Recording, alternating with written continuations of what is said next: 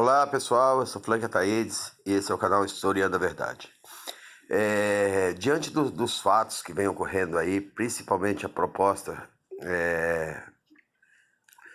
do ministro da Fazenda em privatizar tudo que tem, né, que o país privatize todas as estatais, eu vim propor aqui uma leitura a todos, né,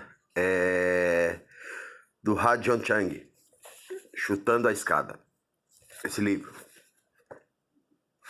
foi publicado em 2002, é um best-seller, né, no Brasil em 2003, e ele, esse economista, ele deu aula em Harvard, deu aula em Cambridge, é consultor para desenvolvimento do Banco Asiático, do Banco Europeu, né, do Banco da América, né, é uma autoridade em economia reconhecida mundialmente.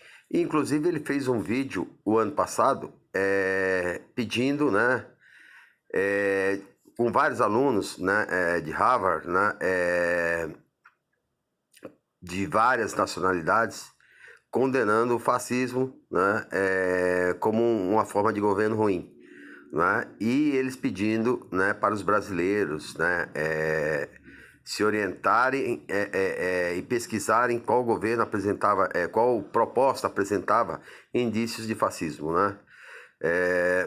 Bom, Radio Chang, ele diz que todas as propostas apresentadas hoje pelos países já desenvolvidos, né, como Estado mínimo, como Banco Central Independente, como que se tire as restrições, né, a importações, a questão da desregulamentação do mercado, a questão de entrada de capital de capital estrangeiro para investimento no país, sem regulamentação, que o livre mercado permaneça, né, Banco Central Independente, tudo isso eles não fizeram para se desenvolver, né? Proteção de mercado também eles não fizeram isso, não é? Então o autor considera que na verdade eles estariam, né, literalmente chutando a escada do acesso superior, né, para que os países em desenvolvimento nunca cheguem ao desenvolvimento, tá? E aí dá para se comprovar, né, com a questão do que eu já havia falado em outros capítulos, em outros vídeos. Os Estados Unidos, por exemplo, né, que é o líder, né, desses países desenvolvidos e que pedem todas as políticas que não fizeram. Os Estados Unidos, por exemplo, quando deixaram, né, o país no século XX sob o domínio da mão invisível do mercado, do liberalismo total, sem regulamentação, eles levaram, o próprio Estados Unidos se levou à crise de 1929. E essa crise, diretamente, quando a gente vai ver a Era dos Extremos em Hobsbawm, levou o país, né, à miséria quase que absoluta, quebrou o país.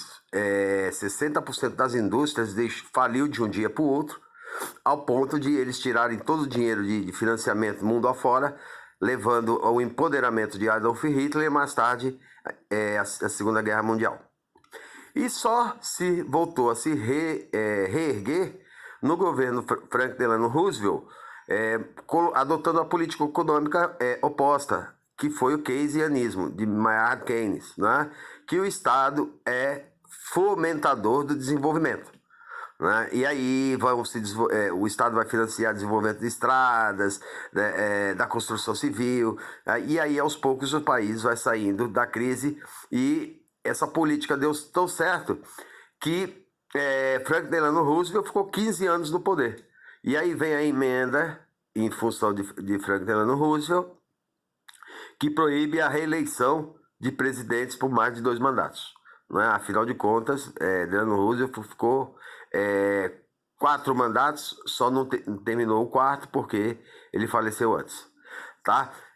E logo mais tarde, né, um pouco mais tarde, de novo vai ser adotado, né, um programa de neoliberalismo, de mercado, por Ronald Reagan, né? Ronald Reagan vai abraçar o neoliberalismo, assim como Margaret Thatcher, né? E novamente o país vai entrar em crise, né? E essa crise ela continua constante agora, né? Não sei se vocês sabem, a dívida norte-americana ela é maior do que o próprio PIB, né? E os Estados Unidos enfrentam um problema de miserabilidade absoluta, né? E algumas questões para se ponderar.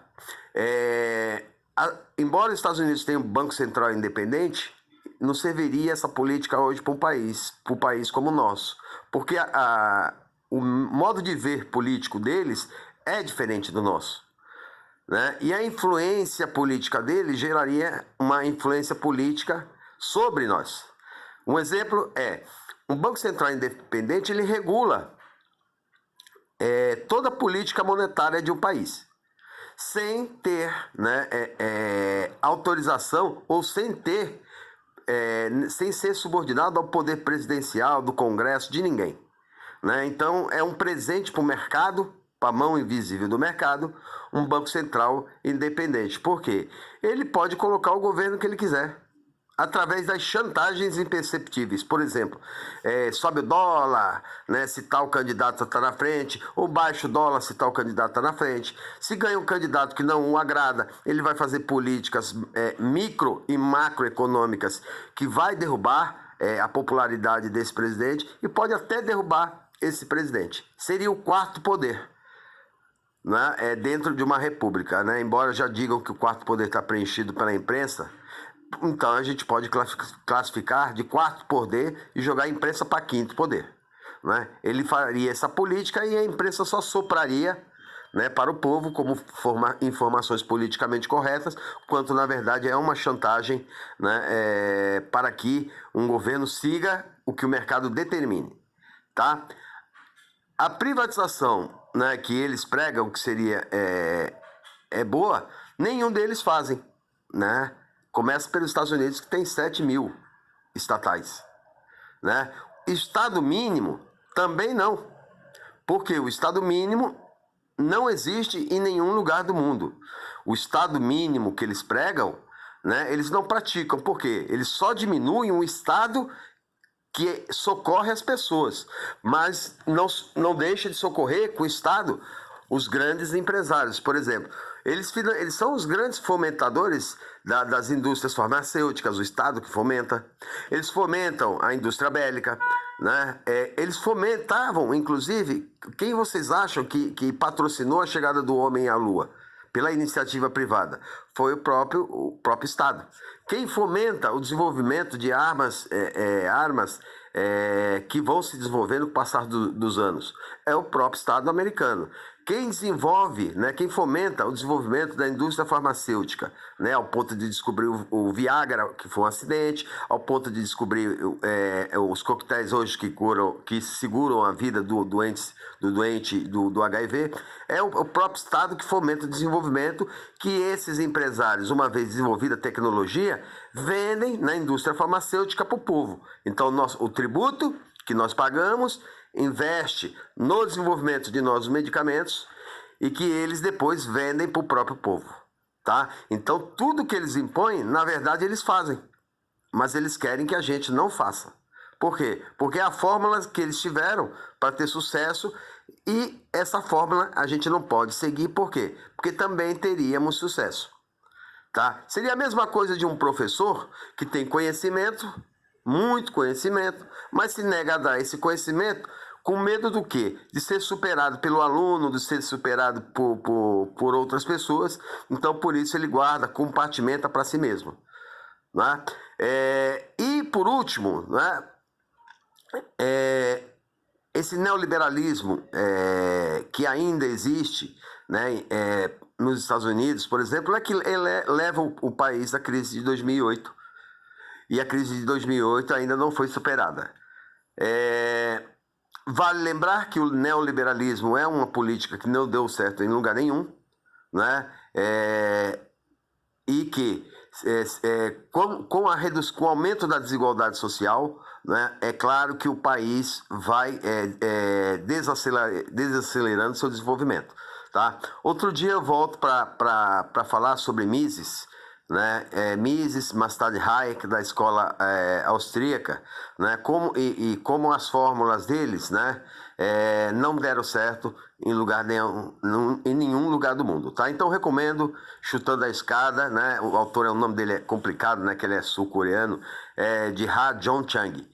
Não é? Ele foi publicado pela editora Unesp, não é? E ele lançou um novo livro agora, 23 coisas que não nos disseram a respeito do capitalismo. Eu devo estar adquirindo esse livro, né? E aí tá passando para vocês também a respeito deles. Ok, pessoal? Um abraço.